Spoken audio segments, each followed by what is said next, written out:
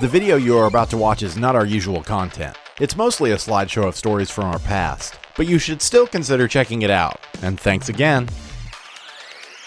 So, since there's no part 7, we'll just have to do that ourselves. The stories you're about to hear make up the final act of Tabula Rasa, a D&D campaign I ran with my friends many years ago. The other 2 acts were told in D&D green text style, but since I never wrote a green text for this act, what you're about to hear is myself and my friend William doing our best to recollect these stories as accurately as possible. If you haven't pieced it together yet, my memories of Tabula Rasa are some of my most cherished memories of my friends in general. And the stories that we built together really set the stage for the way we try to tell stories with our bro-op videos. Anyway, I hope you like it, and thanks for watching. And Ian eventually does get to bang the Shogun. Yeah, so the Shogun woman did show up to the onsen and bang Ian. And at some point during that, we learned that Zaladine the Blind, the artificer, every time he gets laid, cuts a new scar into his skin.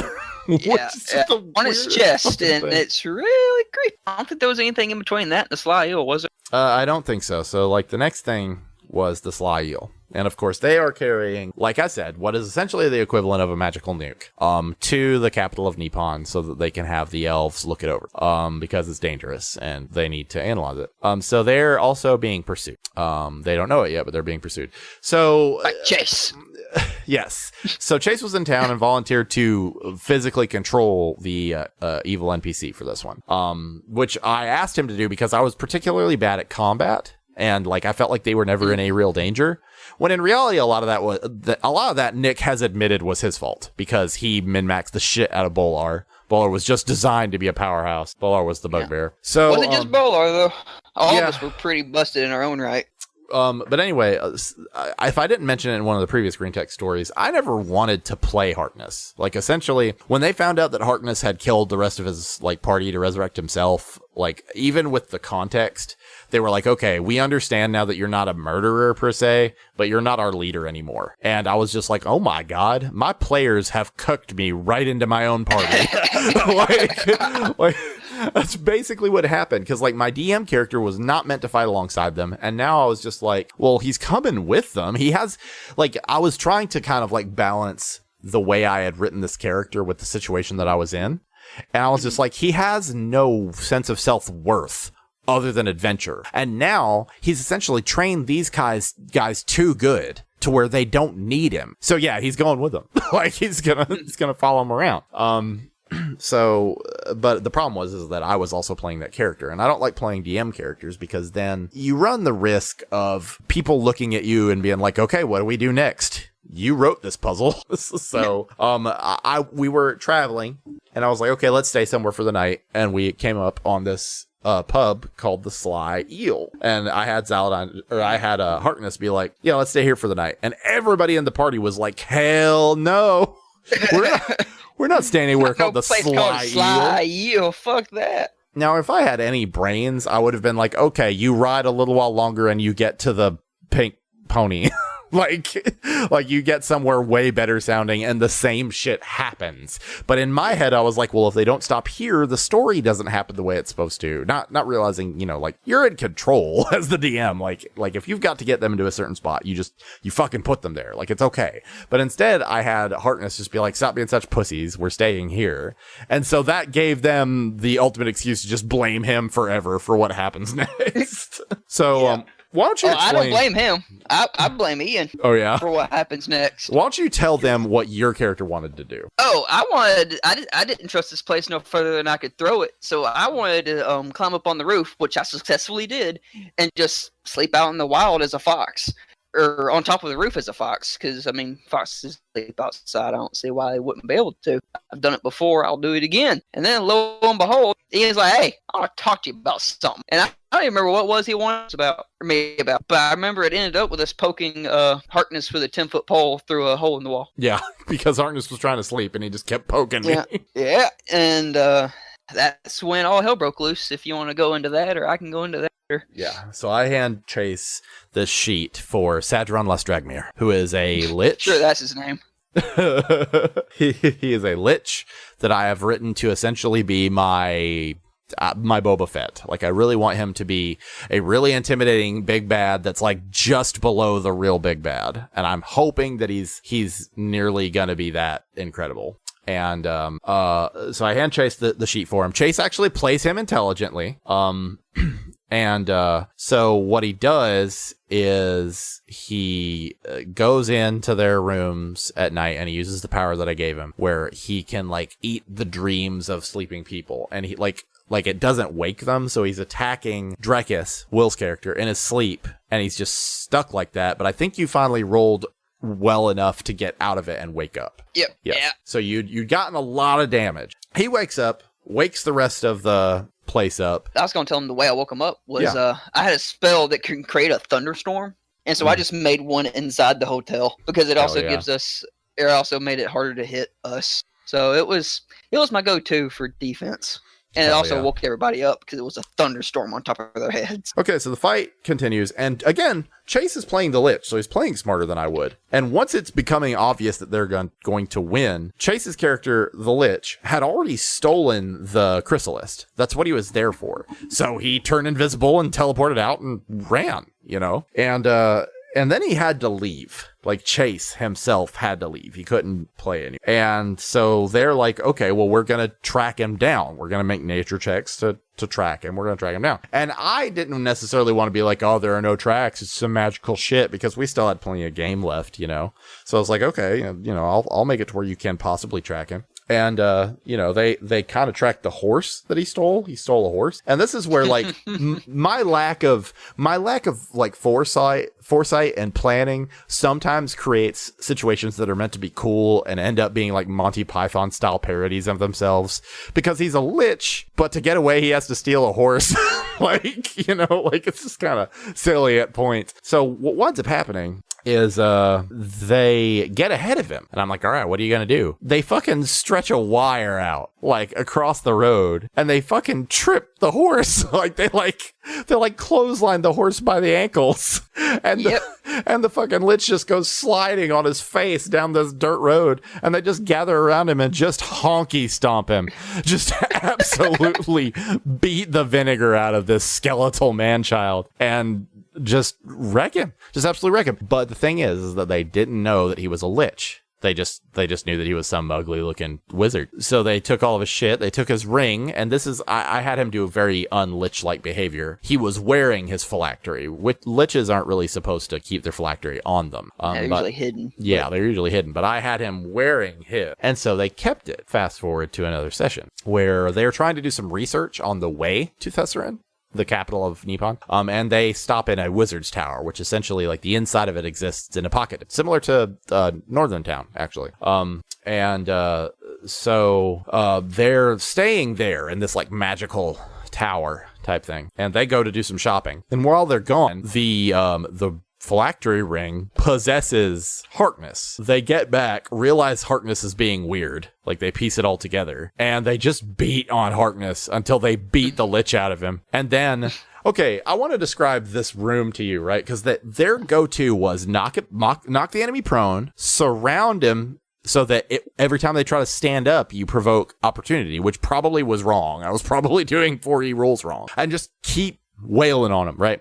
So they were at an intersection of two hallways, to where the corners of those intersecting hallways curved, right? So there's literally no corners. In fact, there's the opposite of corners. There's smooth places that curve out, right? They backed this Lich into a corner that did not exist. Surrounded him and just monkey fucked him. Just absolutely just beat the shit out of him and killed him again. And they were like, all right, so he's a Lich. I get it now. Ian can disenchant things, and I have already established that in this universe, disenchanting something turns it into residuum, which is a magical material that's just kind of like a hand wavium substitute for how much money that enchantment cost, so that he can use that to make more enchantments. And he's an artificer, so I've been working with him and just being like, yeah, you're basically the guy that makes magic items. Like you know, when you watch the opening of Lord of the Rings and it shows the elves making the ring, like, when you're level 30, that's you. So yeah, you can disenchant this fucking phylactery. You just got to succeed a check. Why not? And he does it, and I do the math wrong, because they're like, didn't we agree that it would be this fraction of the original cost in residuum? And I'm like, yeah. And they're like, well, this is a phylactery. This is like 1 million gold. And I was just like, okay, this tiny ass little ring explodes into like basically a room of purple glittering residuum. And they're like, holy shit, yeah, let's bag that up and make stuff out of it. Little do they know that I've already made a decision, and that's that disenchanting is not the same as destroying something. Now, Ian has since made it very clear that he disagrees with this decision, and I'm not saying I'm right. I'm just saying I'm God. Like, I did it because I thought it would be cool later on. And so, essentially, the soul of the Lich was still in the dust, and he used that to make all of his armor. Now, before I tell you where that story went, Will has to tell you guys the story of the game that did not come to be. The game that never was. Yeah, sad, but when you win, that kills the fun for everybody. There for a short period of time, he wanted to play as a different character, and we roleplayed it as his character went ahead to Thessarin to talk to everybody about what was going on. And I did a side campaign of what his character did during that time. That's not how that went down. Okay. When we were in that library shit, the leader of the bad guys, who was kind of obscured and whatever, there was like a mirror or something where he could show us stuff.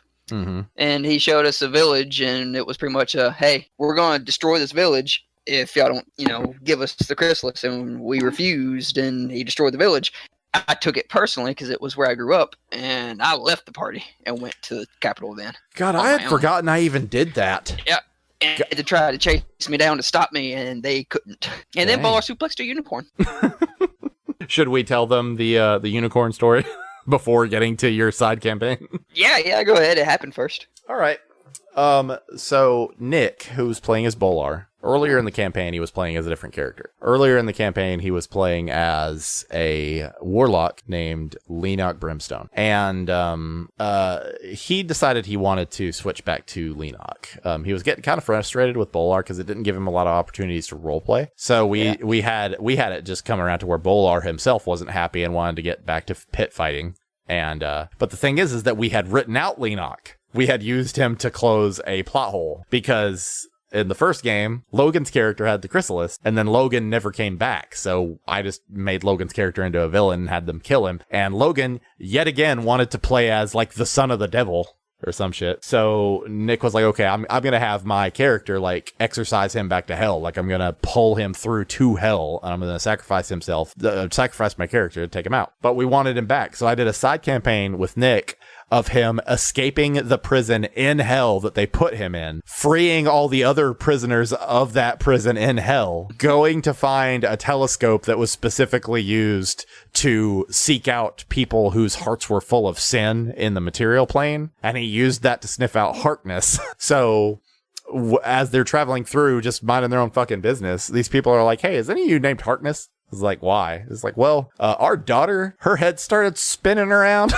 and she's got a really deep voice now, and she keeps saying she wants to see Harkness. So they go to try to exorcise this child, and instead of being like demon style, she's just like, well, hey, y'all. It's just fucking Nick. They're just like, Lenok, what are you doing? And he's just like, so I've decided I want to come back. and I want to hang out with you guys again. Problem is that my entire body got exhumed into the fires of hell. So we're going to have to conduct a ritual to bring my body back. Like, okay. And like, we need these things. And it's just like the skin of a fucking unicorn. And like, no, it's the heart of a unicorn. I remember this. It's the heart of a unicorn. And some other fucked up shit. And they're like, well, Lenok, how are you even going to help us? You're in this girl's body. You don't even have your wand. And he's like, oh, I got it. And I swear to God, Nick does this without any prompting at all. He's just like, I just start coughing, and I cough up a wand made out of bone, and the girl's arm just goes limp. From her arm. And I was just like, Jesus fucking Christ, Nick. To be noted at this point, my characters had been swapped. I was playing character at this point. Yeah, you were playing to that. Yeah. So they have a unicorn at this point, but they're so convinced that they are not going to give up this unicorn that they temporarily step into the Feywild to try to capture another unicorn. Fail. So like, fuck, we're gonna kill our unicorn later. God damn it. And they're like, well, we've got to get the honey from these hell wasps. And that was not meant to be the hardest part at all. But I'm telling you, okay, so Zaladine, Life has other plans. Yeah. Zaladine, Ian's character, gets stung. They fail every possible check that they can possibly roll to save his life. Because Drekis was the healer, and he wasn't there. After he nearly fell and died in the first campaign, but I saved him with bullshit ravens. In the second campaign, same player's character dies from a bee sting.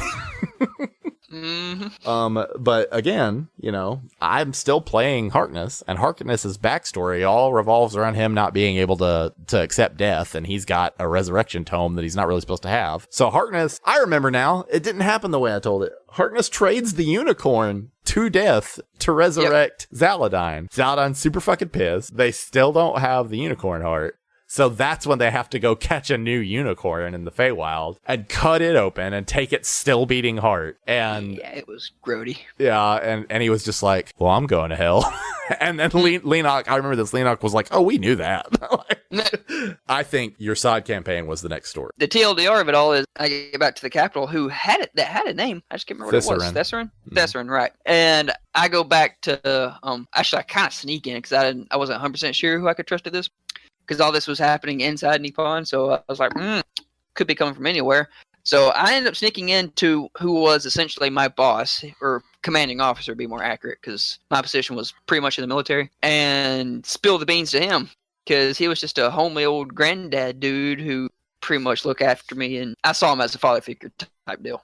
Lo and behold, the entire time, he starts cackling like a maniac, because he's the bad guy, and has his other ninja dudes surround me. Fights ensue. Me against all of them. I summon a spirit animal, or yeah, we'll call it spirit animal. And I had taken feats to this point to where he got attacked. It stunned whoever attacked him and made it to where only one person could fit through the way I got in, only fit going back out. So I put myself in that spot, put my animal in front of me, and just funneled them all in and killed everything. And it eventually got to where I had to fight the Lich because he was working with this other, and I kill him too, and beat myself, and that's not the way it was supposed to work. Yeah, so essentially, if he had successfully fought off the secret bad guy and the Lich and exposed it all to the Thesarin government all by himself, then when we were doing the side campaign at like 8 to 10 p.m. the night before the next campaign, I literally just threw up my hands to Will and I was like, Will, that was cool, but if I let this be canon, I have no plan for tomorrow. Like, I just don't have a game for tomorrow. And we had truly upsetting. We had a good laugh about it. And we unweaved the fabric of time. Yeah. And we made it instead to where Drekis got captured. Yeah. Because what happened was the Lich tried to possess me like it possessed Harkness. And I was like, nah, bitch, get out my body. No, my soul was stronger than his. Pulled an Avatar Aang on him and took away his life. So it was bending. In the next session, the party arrived at Thesarin. And essentially, Will's character, Drekis, was on trial for the attempted murder of the bad guy, because like we had discovered, that guy was actually bad and nobody else in the government knew that. I thought they spun it that I tried to kill the queen. Yeah, spun it. Either way, I tried to kill somebody I shouldn't try to kill. Yeah, so like they offered to represent him on trial, and it's a big courtroom thing, and they had to gather clues to present, and it actually went really well. I don't remember it that well because honestly, nothing really went wrong. It just felt super good. And Will, in spite of the fact that he already knew the truth, really role played it well, and nobody was able to perceive from his reactions which way it was or not. And when they exposed the bad guy, it turned into a fight. And so the Lich, because I don't think you could have been fighting the Lich in that fight. Now you're fighting the Lich in the next fight because he was in Ian's equipment. And so like Ian's equipment all just melts off of him into like multiple copies of the Lich. And that's when Ian basically goes, time out, that's bullshit.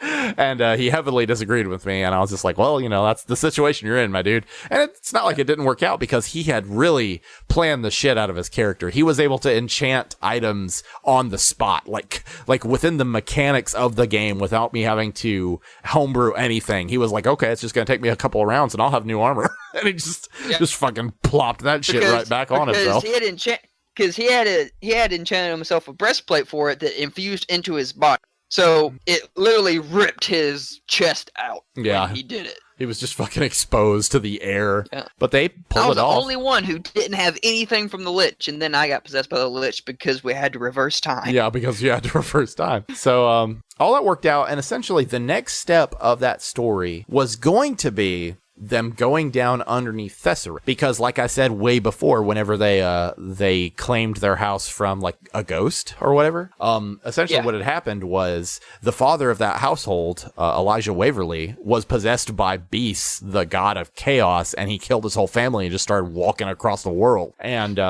so that was going to be the plot hook, is that guy was trying to end the world. And so he was going to go down underneath the city to where there was a Fey crossing, like the one that they had ripped up, just the flower. And they were going to yoink it out of or he was going to yoink it straight out of the ground, just yeet Thessarin out of fucking existence. And so they were going to go down there and stop him in time. And we never got a chance to play that game. We got halfway there. We did a little dungeon thing where they went down under the city and did a couple of things in a dungeon that was shaped like a D20 that I made. And a section of it was like a side-scrolling platformer because I had it like I was proud of all of it. And we were never able to get that game back together because I had to move. And so I later essentially just explained to them what happened. And whenever I create the radio show of Tabula Librum, I will include that explanation of what happened in that. 'Cause it has to be. Yeah, because it's got to be in there, or else nobody's gonna understand what the fuck's going on. Like I kind of glossed over it for you guys, but I'll probably voice act it myself a little better whenever I do that. So if you have enjoyed this weird, disjointed rant about our past D&D games, and you think that you would enjoy listening to the full unedited version of a D&D campaign with us, you might want to check out Tabula Librum. Like I just finished saying, this past campaign was called Tabula Rasa. Tabula Librum is essentially the sequel campaign to that campaign.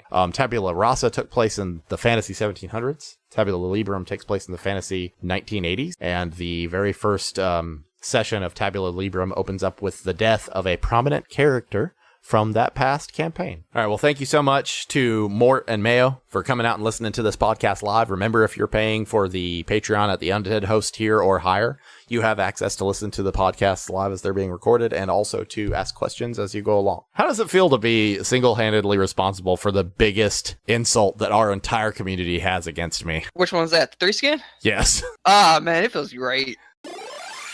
Thanks so much for watching all the way to the end. I really appreciate it. And if any of you are invested in these characters and their stories, I did continue the canon of this D&D campaign with my follow-up, Tabula Librum, which I plan to turn into a radio show and put onto the channel, so look out for that.